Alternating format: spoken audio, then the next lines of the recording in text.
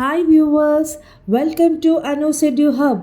ഇന്ന് ഞാൻ ഇവിടെ ഡിസ്കസ് ചെയ്യാൻ പോകുന്നത് ഹാത്തിയോ കി റഹ ഗുസർ എന്ന ചാപ്റ്ററിൻ്റെ ടെക്സ്റ്റിലുള്ള ക്വസ്റ്റ്യൻ ആൻഡ് ആൻസേഴ്സും ആക്ടിവിറ്റീസുമാണ്. Let start.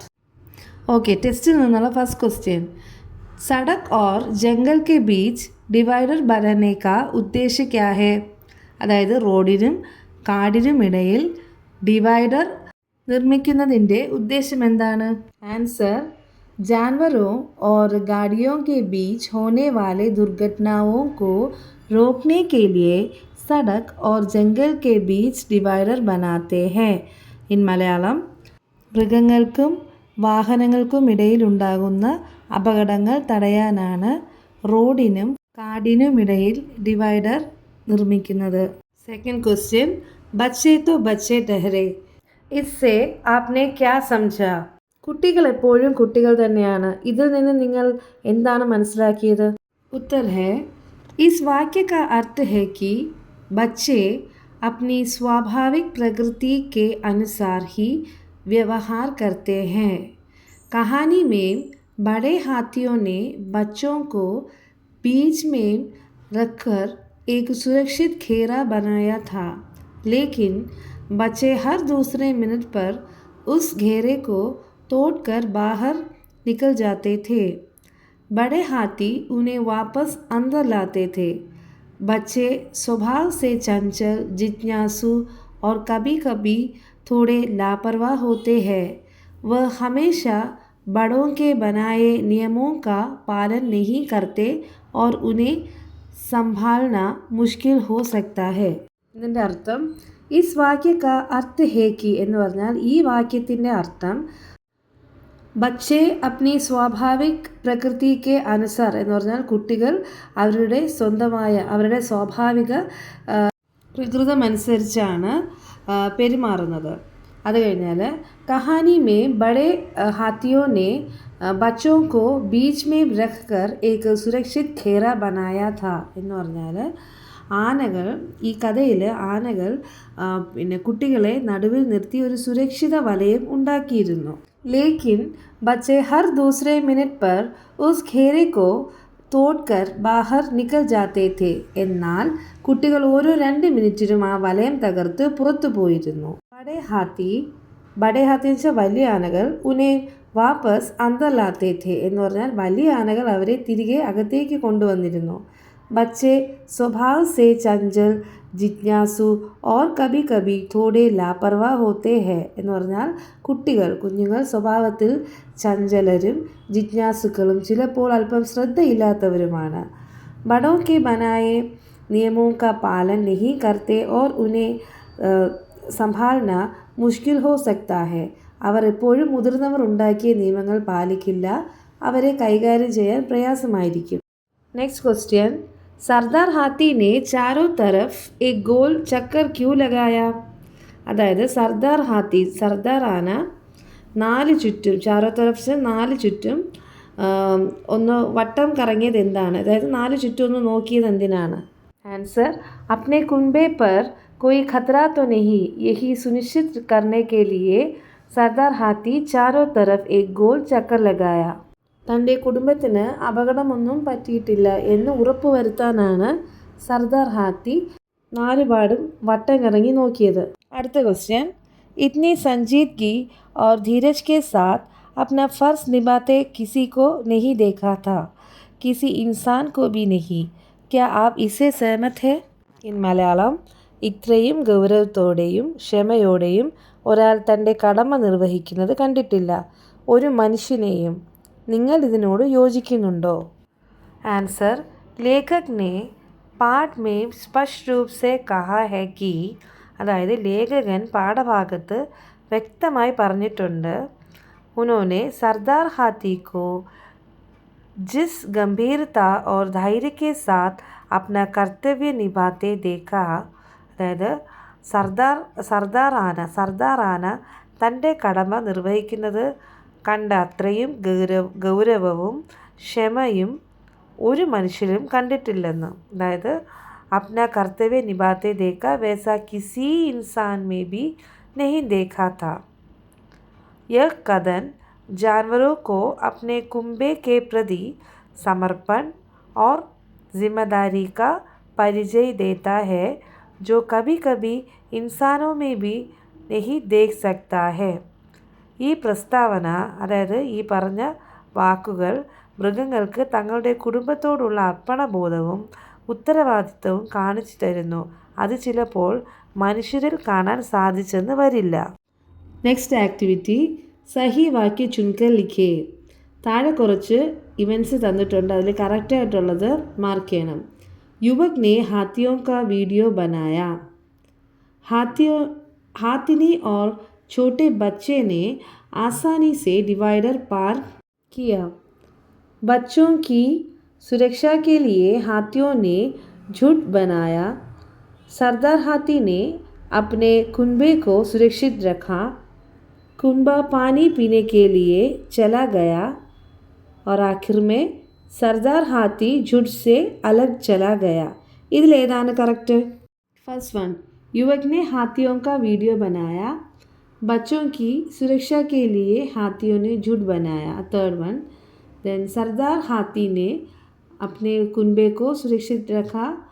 പിന്നെ कुनबा पानी पीने के लिए चला गया. അടുത്ത ആക്ടിവിറ്റി रेखांकित अंश पर ध्यान दें. केरल और तमिलनाडु की सीमा पर बसे जंगल की बात है.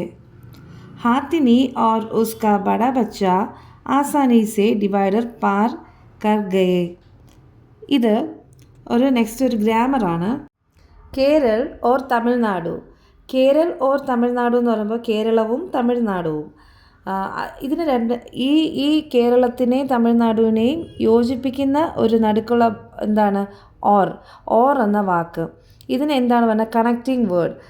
ഇൻ ഹിന്ദി യോജക് ശബ്ദ് എന്നാണ് പറയുന്നത്. ഇവിടെ കേരൾ ഓർ തമിഴ്നാടു, കേരളവും കേരളത്തിനും തമിഴ്നാടിനും എന്ന് പറയും. പിന്നെ ഹാത്തിനി ഓർ ഉസ്ക ബഡാ ബച്ച. ഹാത്തിനി ഓർ ഉസ്ക ബഡാ ബച്ച എന്ന് പറയുമ്പം ഹാത്തിനി അതായത് പിടിയാനയും ഉസ്ക ബഡാ ബച്ച അതിൻ്റെ കുട്ടിയും അല്ലേ, അതിൻ്റെ മൂത്ത കുട്ടിയും ആസാനി സെ ഡിവൈഡർ പാർ കർ ഗയേ. അവർ രണ്ടുപേരും ഈസി ആയിട്ട് ഡിവൈഡർ ക്രോസ് ചെയ്തു. അപ്പോൾ ഹാത്തിനി ഓർ ഉസ്ക, അപ്പോൾ ഇവർ രണ്ടുപേരെയും കണക്ട് ചെയ്യുന്നത് എന്താണ്? ഹാത്തിനി ഓർ ഉസ്ക ബഡാ ബച്ചേനെ ഓറാണ് എന്ന വാക്കാണ് കണക്ട് ചെയ്യുന്നത്. ഇതിനെയാണ് കണക്റ്റിംഗ് വേർഡ്, അതായത് യോജക് ശബ്ദ്. വലിയ ക്ലാസ്സുകളിൽ എത്തുമ്പോൾ ഇതിനെക്കുറിച്ച് കൂടുതലായി പഠിക്കാം. നെക്സ്റ്റ് ആക്ടിവിറ്റി ചിത്ര ദേഖേ നമൂനെ കെ അനുസാർ സൂചന പട്ട് തയ്യാർ കരേ എന്ന് പറഞ്ഞാൽ ചിത്രം കാണുക, മാതൃക അനുസരിച്ച് സൈൻ ബോർഡ് തയ്യാറാക്കുക. താഴെ കണ്ടില്ലേ ഒരു ആനയുടെ സൈൻ ബോർഡ്, അതിനെന്താണ് അവിടെ എഴുതിയിരിക്കുന്നത്? സാവധാൻ ഹാത്തിയോ കെ സടക് പാർ കർണേ കി ജഗ ഹേ എന്ന് പറഞ്ഞാൽ ആനകൾക്ക് റോഡ് മുറിച്ച് കടക്കാനുള്ള സ്ഥലമാണിത്. സെയിം ആ വേയിൽ താഴെ കുറച്ച് സൈൻ ബോർഡ്സ് തന്നിട്ടുണ്ട്. ഈ പിക്ചർ നോക്കി സൈൻ ബോർഡ് എഴുതണം. ഫസ്റ്റ് വൺ, ആഗ് ലഗാന മനാ ഹേ, തീ കത്തിക്കരുത്. നെക്സ്റ്റ് എന്താണ്? യഹാ പ്ലാസ്റ്റിക് പ്രതിബന്ധിത് ഹേ, പ്ലാസ്റ്റിക് നിരോധിച്ചിരിക്കുന്നു. ദെൻ ജാൻവറോ കോ ഖാന ഖിലാന മനാ ഹേ, മൃഗങ്ങൾക്ക് ആഹാരം കൊടുക്കരുത്. ഇത് ചില ഫോറസ്റ്റ് ഏരിയാസ്, വൈൽഡ് സഫാരി ഒക്കെ ഉണ്ടല്ലോ, അവിടെയൊക്കെ ഇങ്ങനെ എഴുതിയിട്ടുണ്ടാവും. അത് കഴിഞ്ഞിട്ട് ആകെ ജാന മനാ ഹേ, ലാസ്റ്റ് വൺ. ആകെ ജാന മനാ ഹേ വെച്ചാൽ മുന്നോട്ട് പോകാൻ പാടില്ല. റോഡ് കൺസ്ട്രക്ഷൻ സമയത്ത് അല്ലെങ്കിൽ മുന്നോട്ട് പോകാൻ പാടില്ല. ചില റെസ്ട്രിക്റ്റഡ് ഏരിയാസിലൊക്കെ മുന്നോട്ട് പോകാൻ പാടില്ല, അങ്ങനെയൊക്കെ എഴുതിയിട്ടുണ്ടാവും. നെക്സ്റ്റ് ആക്ടിവിറ്റി आपने भी यात्रा के दौरान ऐसे कई दृश्य देखे होंगे. നിങ്ങളും ഇതുപോലെ യാത്രകൾക്കിടയിൽ പല പല ദൃശ്യങ്ങളും കണ്ടിട്ടുണ്ടാകും. ऐसे किसी दृश्य का विवरण तैयार करें. അതുപോലെ കണ്ട ഏതെങ്കിലും ഒരു ദൃശ്യത്തിൻ്റെ കാഴ്ചയുടെ വിവരണം തയ്യാറാക്കാനാണ് അടുത്ത ക്വസ്റ്റ്യൻ. വിവരണം തയ്യാറാക്കുമ്പോൾ അതിലെന്തൊക്കെ ഉണ്ടാകണം? शीर्षक लिखा है, स्थान का उल्लेख है, घटना का वर्णन है, जगह की വിശേഷതായെ ലിഖി ഹെ. അതായത് ശീർഷക് ലിഖാ ഹെ, അതായത് ഒരു വിവരണം എഴുതുമ്പോൾ നമ്മളതിൻ്റെ ഹെഡിങ് എഴുതണം. പിന്നെ സ്ഥാൻ കാ ഉല്ലേഖ് ഹെ, എവിടെയാണ് സ്ഥാനം, സ്ഥലം ഏതാണെന്ന് അതിനെക്കുറിച്ച് എഴുതണം. ഘട്ന കാ വർണ്ണൻ ഹെ, അതായത് നടന്ന സംഭവത്തിൻ്റെ വിവരണം വേണം, അത് നന്നായി വർണ്ണിച്ച് എഴുതണം. പിന്നെ ജഗ കി വിശേഷതായെ ലിഖി ഹെ, ജഗ സ്ഥലം, നമ്മൾ പോയ സ്ഥലം ഉണ്ടല്ലോ, ആ സ്ഥലത്തിനെ കുറിച്ചും വിശേഷിപ്പിക്കണം. ഞാനൊരു മോഡൽ തരാം. എക്സാമ്പിൾ: ശീർഷക് എന്ന് പറഞ്ഞാൽ ശീർഷകം, തലക്കെട്ട്, ഹെഡിങ്. പഹാഡോ കി ബീച്ച് ഏക് ശാന്ത് സുബഹ, മലകൾക്കിടയിലെ ശാന്തമായ ഒരു പ്രഭാതം. സ്ഥലം: ഇസ് ദൃശ്യ ഹിമാചൽ പ്രദേശ് കെ മനാലി കെ പാസ് ബ്യാസ് നദി കെ കിനാരെ കാ ഹെ, ഈ കാഴ്ച ഹിമാചൽ പ്രദേശിലെ മണാലിക്ക് സമീപമുള്ള ബ്യാസ് നദിക്കരയിൽ നിന്നുള്ളതാണ്. നെക്സ്റ്റ്, ഘട്ന കാ വർണ്ണൻ, സംഭവ വിവരണം. മേ സുബഹ ജൽദി ഉഠ്കർ നദി കെ പാസ് ടഹൽനെ ഗയാ, ഞാൻ അതിരാവിലെ എഴുന്നേറ്റ് നദിക്കരയിൽ നടക്കാൻ പോയി. നദി കാ പാനി കൽക്കൽ കർക്കെ ബഹ് രഹാ താ, നദിയിലെ വെള്ളം കളകളാരവം പൊഴിച്ച് ഒഴുകുന്നുണ്ടായിരുന്നു. സൂരജ് की पहली किरणें पहाड़ों की चोटियों को छू रही थी जिससे वे सुनहरी दिख रही थी, സൂര്യൻ്റെ ആദ്യ കിരണങ്ങൾ മലമുടികളെ തഴുകുന്നുണ്ടായിരുന്നു, അത് അവയെ സുവർണ്ണ നിറത്തിൽ കാണിച്ചു. പക്ഷിയോं की चहचहाहट ने माहौल को और भी सुहावना बना दिया था, പക്ഷികളുടെ ചിലമ്പൽ അന്തരീക്ഷത്തെ കൂടുതൽ മനോഹരമാക്കി. കുച്ച് സ്ഥാനീയ ലോഗ് അപ്നെ ദൈനിക് കാര്യോ മേം ലഗേ ഥേ, ചില പ്രദേശവാസികൾ തങ്ങളുടെ ദൈനംദിന ജോലികളിൽ ഏർപ്പെട്ടിരുന്നു.